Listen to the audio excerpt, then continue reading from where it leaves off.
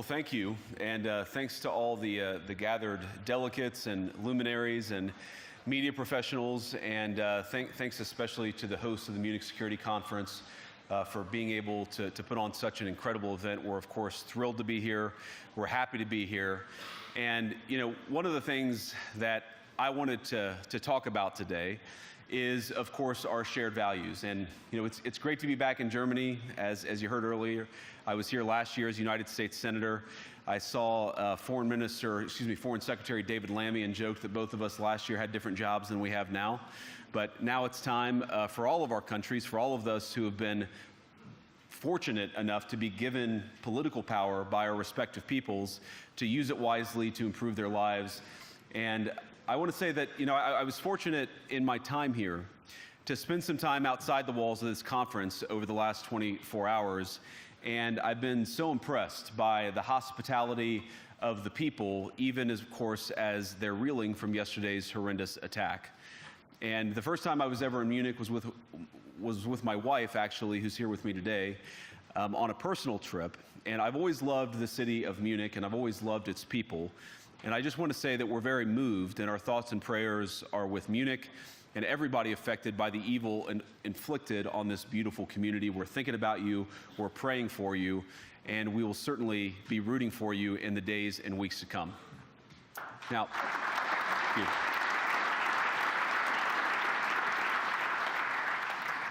I hope that's not the last bit of applause that I get, but we gather at this conference, of course, to discuss security, and normally we mean threats to our external security. I see many great military leaders gathered here today. But while the Trump administration is very concerned with European security and believes that we can come to a reasonable settlement between Russia and Ukraine, and we also believe that it's important in the coming years for Europe to step up in a big way to provide for its own defense, the threat that I worry the most about vis-a-vis Europe is not Russia, it's not China, it's not any other external actor. And what I worry about is the threat from within, the retreat of Europe from some of its most fundamental values, values shared with the United States of America. Now, I was struck that a former European commissioner went on television recently and sounded delighted that the Romanian government had just annulled an entire election. He warned that if things don't go to plan, the very same thing could happen in Germany too.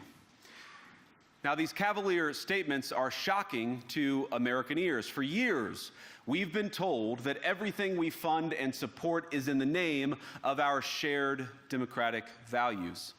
Everything from our Ukraine policy to digital censorship is billed as a defense of democracy.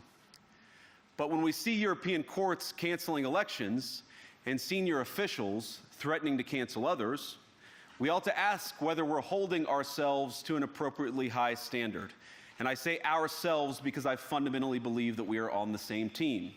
We must do more than talk about democratic values, we must live them. Now, within living memory of many of you in this room, the Cold War positioned defenders of democracy against much more tyrannical forces on this continent. And consider the side in that fight that censored dissidents, that closed churches, that canceled elections. Were they the good guys? Certainly not. And thank God they lost the Cold War. They lost because they neither valued nor respected all of the extraordinary blessings of liberty. The freedom to surprise, to make mistakes, to invent, to build.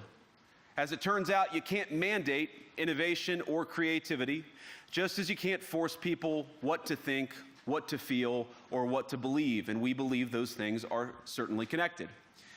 And unfortunately, when I look at Europe today, it's sometimes not so clear what happened to some of the Cold War's winners. I look to Brussels, where EU commissars warn citizens that they intend to shut down social media during times of civil unrest the moment they spot what they've judged to be, quote, hateful content. Or to this very country, where police have carried out raids against citizens suspected of posting anti-feminist comments online as part of, quote, combating misogyny on the internet, a day of action. I look to Sweden, where 2 weeks ago the government convicted a Christian activist for participating in Koran burnings that resulted in his friend's murder.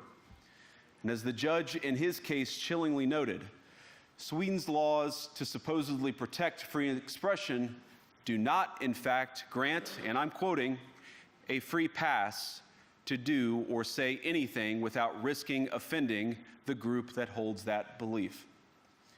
And perhaps most concerningly, I look to our very dear friends, the United Kingdom, where the backslide away from conscience rights has placed the basic liberties of religious Britons in particular in the crosshairs.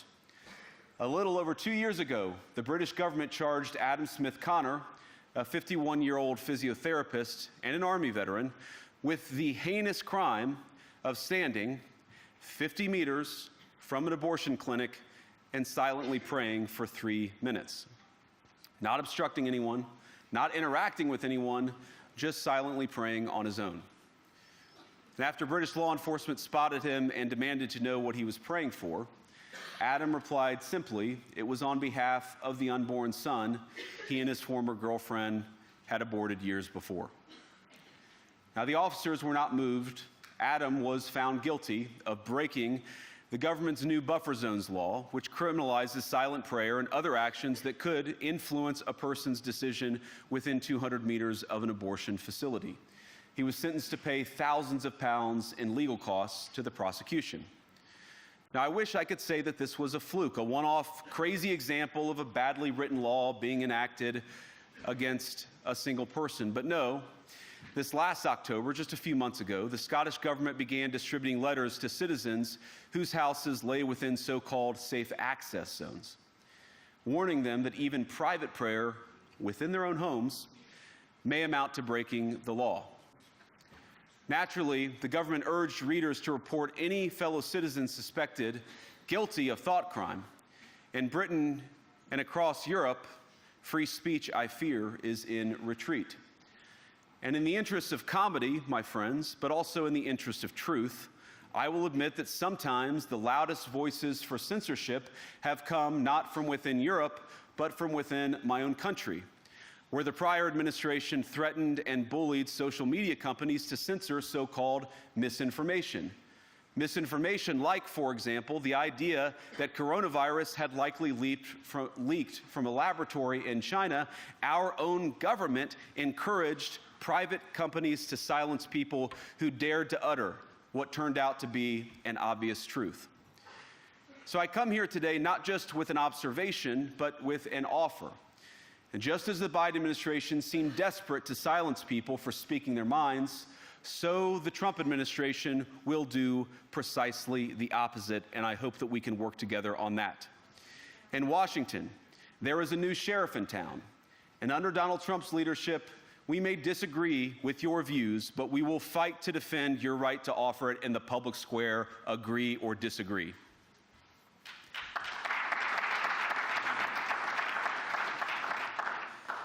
Now, we're at the point, of course, that the situation has gotten so bad that this December, Romania straight up canceled the results of a presidential election based on the flimsy suspicions of an intelligence agency and enormous pressure from its continental neighbors. Now, as I understand it, the argument was that Russian disinformation had infected the Romanian elections. But I'd ask my European friends to have some perspective. You can believe it's wrong for Russia to buy social media advertisements to influence your elections. We certainly do. You can condemn it on the world stage even. But if your democracy can be destroyed with a few $100,000 of digital advertising from a foreign country, then it wasn't very strong to begin with. Now, the good news is that I happen to think your democracies are substantially less brittle than many people apparently fear. And I really do believe that allowing our citizens to speak their mind will make them stronger still. Which, of course, brings us back to Munich, where the organizers of this very conference have banned lawmakers representing populist parties on both the left and the right from participating in these conversations. Now again, we don't have to agree with everything or anything that people say, but when when political leaders represent an important constituency, it is incumbent upon us to at least participate in dialogue with them. Now, to many of us on the other side of the Atlantic, it looks more and more like old entrenched interests hiding behind ugly Soviet-era words like misinformation and disinformation, who simply don't like the idea that somebody with an alternative viewpoint might express a different opinion or, God forbid, vote a different way or, even worse, win an election. Now, this is a security conference, and I'm sure you all came here prepared to talk about how exactly you intend to increase defense spending over the next few years in line with some new target. And that's great, because as President Trump has made abundantly clear, he believes that our European friends must play a bigger role in the future of this continent. We don't think, you hear this term, burden sharing, but we think it's an important part of being in a shared alliance together that the Europeans step up while America focuses on areas of the world that are in great danger. But let me also ask you, how will you even begin to think through the kinds of budgeting questions if we don't know what it is that we're defending in the first place? I've heard a lot already in my conversations, and I've had many, many great conversations with many people gathered here in this room. I've heard a lot about what you need to defend yourselves from, and of course that's important. But what has seemed a little bit less clear to me, and certainly I think to many of the citizens of Europe, is what exactly it is that you're defending yourselves for. What is the positive vision that animates this shared security compact that we all believe is so important? And I believe deeply that there is no security if you are afraid of the voices, the opinions, and the conscience that guide your very own people. Europe faces many challenges, but the crisis this continent faces right now, the crisis I believe we all face together, is one of our own making. If you're running in fear of your own voters, there is nothing America can do for you. Nor, for that matter, is there anything that you can do for the American people who elected me and elected President Trump. You need democratic mandates to accomplish anything of value in the coming years. Have we learned nothing that thin mandates produce unstable results? But there is so much of value that can be accomplished with the kind of democratic mandate that I think will come from being more responsive to the voices of your citizens. If you're going to enjoy competitive economies, if you're going to enjoy affordable energy and secure supply chains, then you need mandates to govern, because you have to make difficult choices to enjoy all of these things. And of course, we know that very well in America. You cannot win a democratic mandate by censoring your opponents or putting them in jail, whether that's the leader of the opposition, a humble Christian praying in her own home, or a journalist trying to report the news. Nor can you win one by disregarding your basic electorate on questions like who gets to be a part of our shared society. And of all the pressing challenges that the nations represented here face, I believe there is nothing more urgent than mass migration. Today, almost 1 in 5 people living in this country moved here from abroad. That is, of course, an all-time high. It's a similar number, by the way, in the United States, also an all-time high. The number of immigrants who entered the EU from non-EU countries doubled between 2021 and 2022 alone, and of course it's gotten much higher since. And we know the situation, it didn't materialize in a vacuum. It's the result of a series of conscious decisions made by politicians all over the continent and others across the world over the span of a decade. We saw the horrors wrought by these decisions yesterday in this very city. And of course, I can't bring it up again without thinking about the terrible victims who had a beautiful winter day in Munich ruined. Our thoughts and prayers are with them and will remain with them. But why did this happen in the first place? It's a terrible story, but it's one we've heard way too many times in Europe and unfortunately too many times in the United States as well. An asylum seeker, often a young man in his mid-20s, already known to police, rams a car into a crowd and shatters a community. How many times must we suffer these appalling setbacks before we change course and take our shared civilization in a new direction? No voter on this continent went to the ballot box to open the floodgates to millions of unvetted immigrants. But you know what they did vote for? In England, they voted for Brexit, and agree or disagree, they voted for it. And more all over Europe, they're voting for political leaders who promise to put an end to out-of-control migration. Now, I happen to agree with a lot of these concerns, but you don't have to agree with me. I just think that people care about their homes, they care about their dreams, they care about their safety and their capacity to provide for themselves and their children. And they're smart. I think this is one of the most important things I've learned in my brief time in politics. Contrary to what you might hear a couple mountains over in Davos, the citizens of all of our nations don't generally think of themselves as educated animals or as interchangeable cogs of a global economy. And it's hardly surprising that they don't want to be shuffled about or relentlessly ignored by their leaders. And it is the business of democracy to adjudicate these big questions at the ballot box. I believe that dismissing people, dismissing their concerns, or worse yet, shutting down media, shutting down elections, or shutting people out of the political process protects nothing. In fact, it is the most surefire way to destroy democracy. And speaking up and expressing opinions isn't election interference. Even when people express views outside your own country, and even when those people are very influential. And trust me, I say this with all humor, if American democracy can survive 10 years of Greta Thunberg scolding, you guys can survive a few months of Elon Musk. But what no democracy, American, German, or European, will survive is telling millions of voters that their thoughts and concerns, their aspirations, their pleas for relief are invalid or unworthy of even being considered. Democracy rests on the sacred principle that the voice of the people matters. There's no room for firewalls.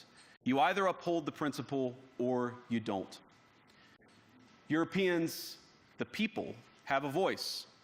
European leaders have a choice. And my strong belief is that we do not need to be afraid of the future. You can embrace what your people tell you, even when it's surprising, even when you don't agree. And if you do so, you can face the future with certainty and with confidence, knowing that the nation stands behind each of you. And that, to me, is the great magic of democracy. It's not in these stone buildings or beautiful hotels. It's not even in the great institutions that we have built together as a shared society. To believe in democracy is to understand that each of our citizens has wisdom and has a voice. And if we refuse to listen to that voice, even our most successful fights will secure very little. As Pope John Paul II, in my view, one of the most extraordinary champions of democracy on this continent or any other, once said, "Do not be afraid." We shouldn't be afraid of our people, even when they express views that disagree with their leadership. Thank you all. Good luck to all of you. God bless you.